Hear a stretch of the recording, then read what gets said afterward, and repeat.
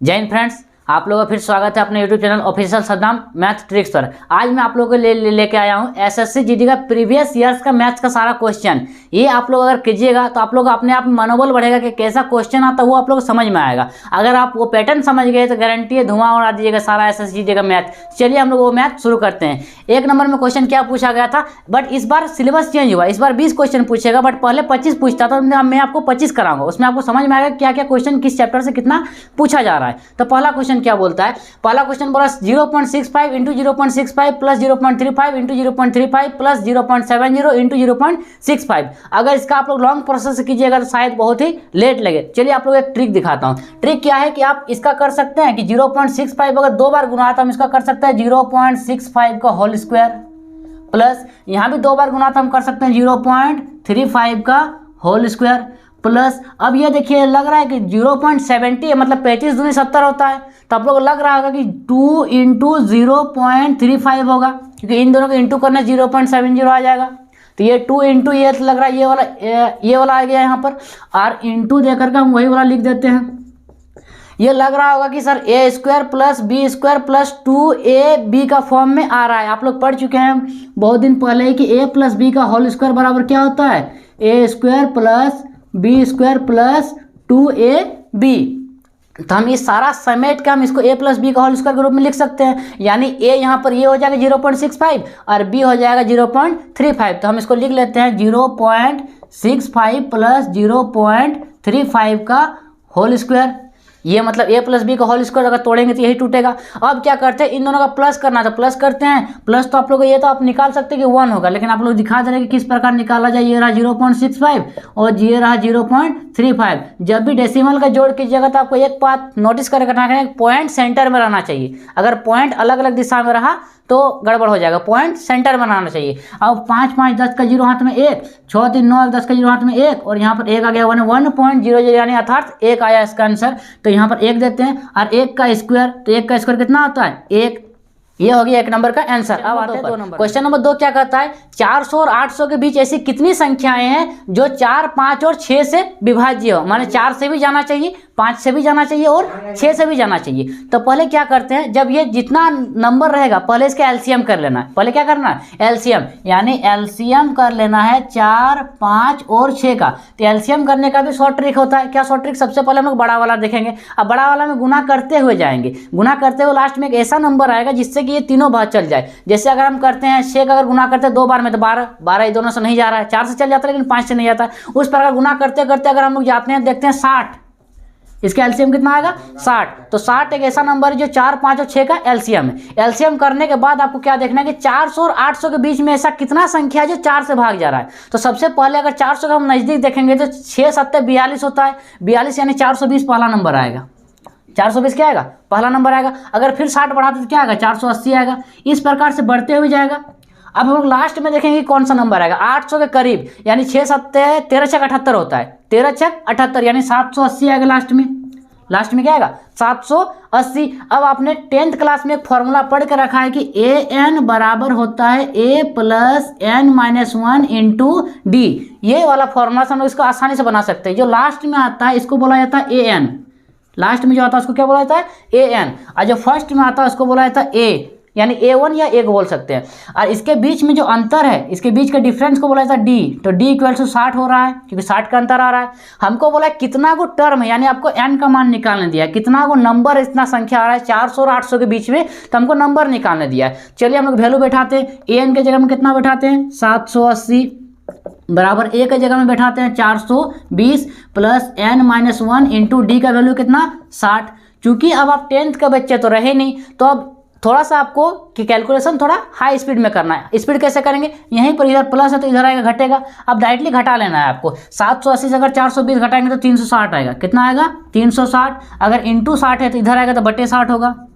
ये हो गया। और ये -1 है तो इधर आएगा तो +1। उधर में क्या बचा, सिर्फ और सिर्फ नंबर। अब देखिए ये 0 0 कटा, 6 से 6 बार में कटेगा, 6 + 1 कितना आ गया 7, यानी नंबर ऑफ संख्या कितना आ गया 7, यानी 400 और 800 के बीच ऐसे 7 गो संख्या हैं जो 4, 5 और 6 तीनों से विभाज्य हो। तो आपको वीडियो कैसा लग रहा है कमेंट में जरूर बताएं, और वीडियो पसंद आ रहा है तो जरूर लाइक करें, और अगर हमारे चैनल पर नए हैं तो सब्सक्राइब तो जरूर करें, क्योंकि मैं सारा सैंपल पेपर बनवाने वाला हूँ सारा SSC GD का। क्वेश्चन नंबर 3 क्या कहता है, यदि दो संख्या का योगफल A है और उन्हीं दो संख्या का गुणनफल B है तो उसके व्युत्क्रम का योग क्या होगा। व्युत्क्रम मतलब होता है उल्टा। जैसे अगर आपको बोला जाए कि 5 का व्युत्क्रम कितना होगा तो 1/5।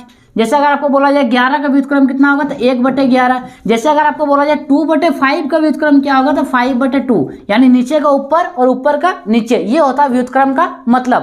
तो पहले अगर व्युत्क्रम का मतलब नहीं जानेंगे तो क्वेश्चन बेकार। चलिए अब देखते हैं क्या बोला, यदि दो संख्या का योगफल है इतना, यानी दो संख्या मान लेते हैं x और y, तो मतलब x + y का वैल्यू कितना दिया हुआ है a, आप मान भी सकते हैं नहीं भी मान सकते हैं।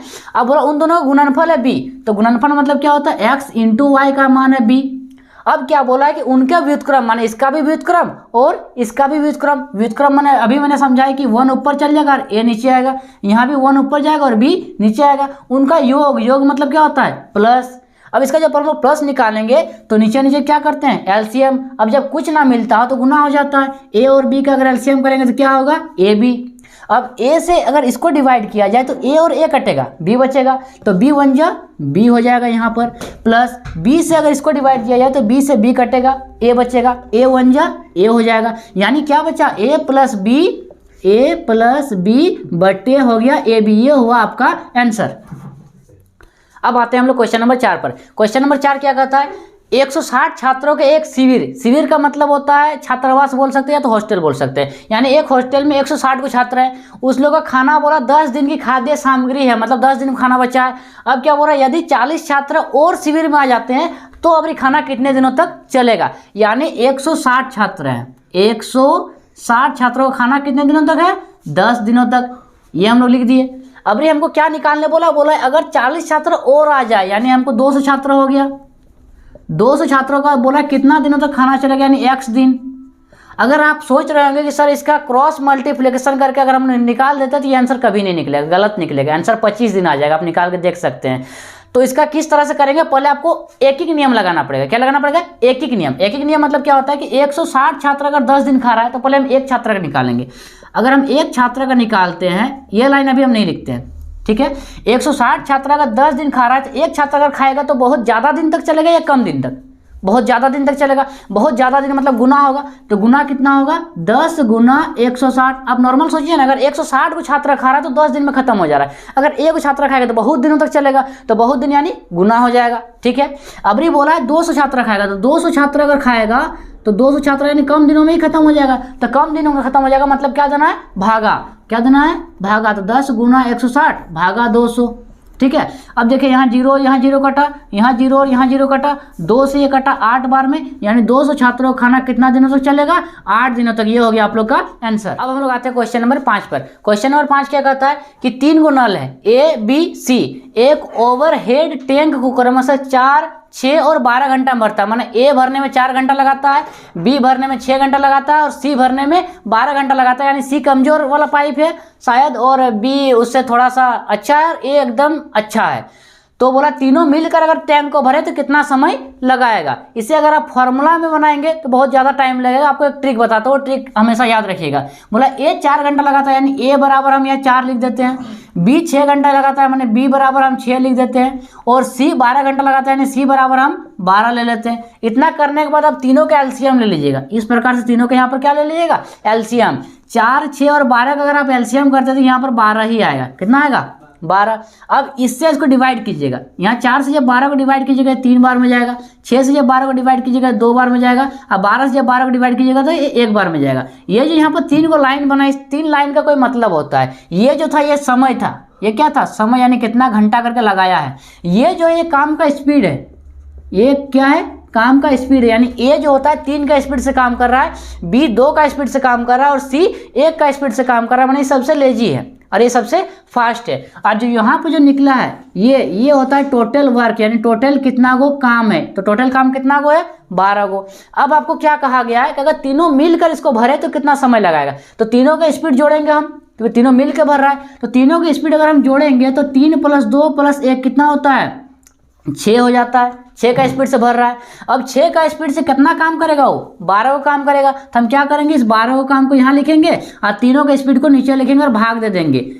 कितना बार में जाएगा? 2 बार में, यानी 2 घंटे में तीनों मिलकर वो टंकी हाउसफुल कर देगा। ये हो गया आप लोग का आंसर। अब हम लोग आते हैं क्वेश्चन नंबर 6 पर। क्वेश्चन नंबर 6 क्या कहता है कि एक आयत और एक समबाहु त्रिभुज का परिमाप समान है।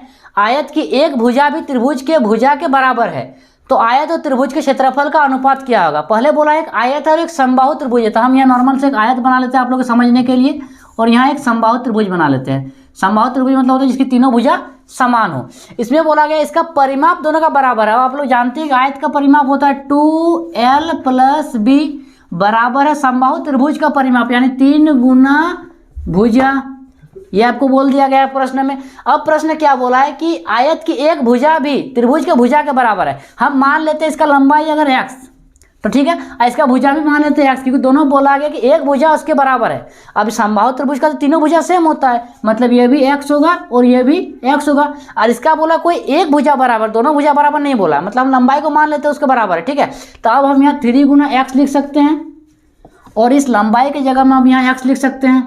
ठीक है, अब क्या करना, ये दोनों के साथ इंटू होगा, तो ये हो जाएगा 2x + 2b बराबर ये हो जाएगा 3x। यहाँ तक ठीक। अब x सबको एक साइड कर लेना है, तो ये हो जाएगा 2b बराबर 3x - 2x।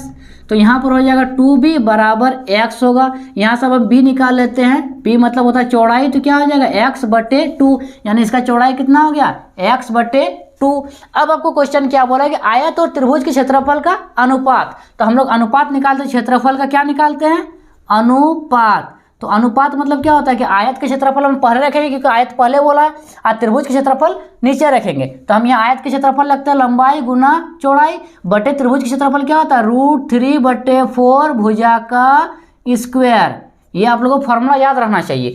अब क्या होता है? लंबाई गुना चौड़ाई, यानी x गुना x/2। तो हम यहाँ लिखते हैं x गुना x/2। ठीक है, अब यहाँ √3/4, तो √3/4 भुजा स्क्वायर, भुजा का वैल्यू कितना है? x, तो हम यहाँ लिखते हैं x का स्क्वायर। ठीक है, अब देखिए ये जाता है कहाँ? एकदम ऊपर, और ये जाता है नीचे, ये आप लोगों को पता होगा। तो x और x गुना करेंगे तो x² होगा, और ये 4 जाके वहाँ लग जाएगा तो 4x²। और यहाँ क्या होगा? ये 2√3 होगा, ये क्या होगा?